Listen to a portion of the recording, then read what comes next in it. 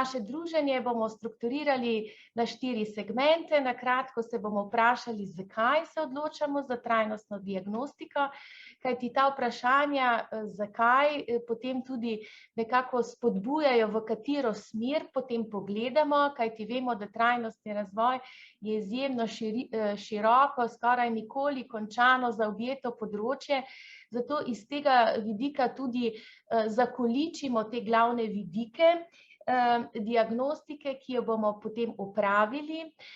Posebno se bomo koncentrirali na ESG in na koncu zaokrožili z nekaj mislimi z področja ocen ESG-ja. Pa se podajmo torej kar na vprašanje, zakaj si želimo trajnostno diagnostiko. Zagotovo je nekaj razlogov, ti razlogi se med sabo prepletajo, gotovo, ampak včasih je pomembno pogledati, kateri so najpomembnejši vidiki. Ali je to diagnostika, ki jo želimo izvesti z vidika zakonodaje? Kot vemo, tudi sedaj smo v procesu živahnega zakonodajnega spreminjanja. Te letvice se iz leta v leto višajo in tudi kar nekaj je zdaj želez v ognju, ki pričakujemo nekaj še do konca leta, nekaj v zvezi s taksonomijo tudi v prihodnjem času, tako da zakonodaja je lahko kar en tak pomemben spodbojevalec, da se primirimo, v kakšni kondiciji smo, da bomo nanjo pripravljeni in da bomo seveda obdržali svojo skladnost.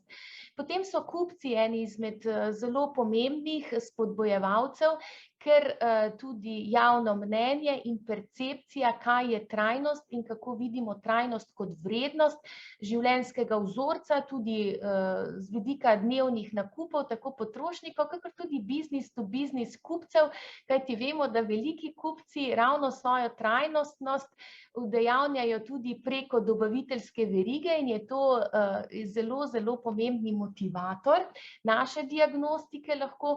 Potem so investitorji, ko govorimo v okviru Evropskega zelenega dogovora in te zelene revolucije, če tako lahko rečem, v tem investicijskem smislu so investitorji tisti, ki bi naj bili med pomembnejšimi deležniki v tej preobrazbi in tudi poznanje ali poznavanje naših investitorjev sedanjih, potencialnih, je lahko pomemben ta indic, zaradi katerega se trajnostno pregledujemo in ocenjujemo.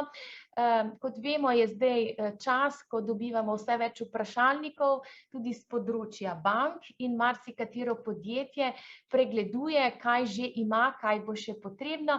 Upravljanje tveganj in priložnosti, vemo, da so ravno ta področja trajnostnega razvoja sestavni del tega širšega obvladovanja tveganj in priložnosti in seveda kot zaobjet razlog vsega tega je, da si tudi sami želimo biti trajnostni, da imamo svoje korporativne cilje, ki vključujejo tudi cilje z področja trajnosti.